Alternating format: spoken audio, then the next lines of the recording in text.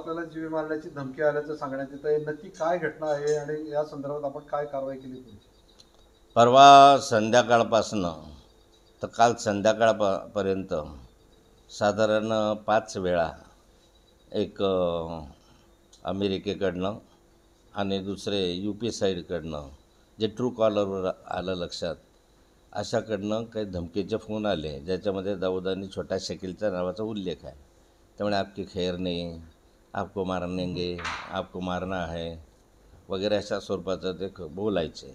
मी त्यांना विचारलं आहे की माझा काय संबंध आहे, तो काय संबंध आहे. नाही बोले तय की आहे की आपको मारना है. आणि अशा स्वरूपाचं आदरानं संबंधही बोलत होते.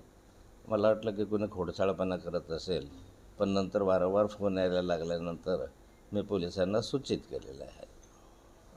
कोण असेल या सगळ्या पाठीमागे असं वाटतंय आपल्याला? मला असं वाटतं की मागच्याही कालखंडामध्ये दाऊदच्या पत्नीशी माझे संबंध आहेत किंवा माझं बोलणं आहे अशा स्वरूपाचा एक दावा एका व्यक्तीनं केला होता. मनोज काय नाव त्याचं होतं, हां मनोज धांडे, मला लक्षात नाही आता नाव त्याचं, भंगाळे. मनोज भंगाळे नावाच्या एका ह्याने माझ्यावर असा एक आक्षेप घेतला होता की दाऊदच्या पत्नीशी माझं सातत्यानं संभाषण होतं आणि त्यावेळेस जे फोन कॉल दिलेले होते ते कराचीमधले होते. अशा स्वरूपाचा फोन कॉल हा कदाचित अमेरिकेतलाही असू शकतो किंवा त्याच्यामागे खोडसाळपणाही असू शकतो. संगणक आणि सॉफ्टवेअरचा वापर करून अशा स्वरूपाचे उद्योग करतात जे नाउमेद करण्यासाठी की डिमॉरलाइज करण्यासाठी अशा स्वरूपाचा उद्योग केलेला असावा असं मला प्रथमदर्शनी वाटलं.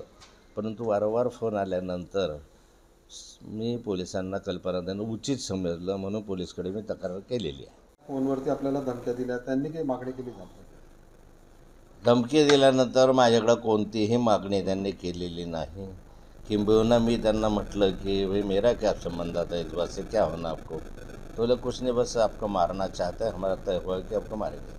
कारण ते सांगितलं त्यांनी त्या संदर्भात? कुठलंही कारण त्यांनी सांगितलं नाही आणि मला वाटतं ज्यावेळेस कुठली मागणी नाही, कुठलं कारणही नाही, याचा अर्थ असा आहे की हा खोडसाळपणा असावा, अशी गिद्धड धमकी असावी.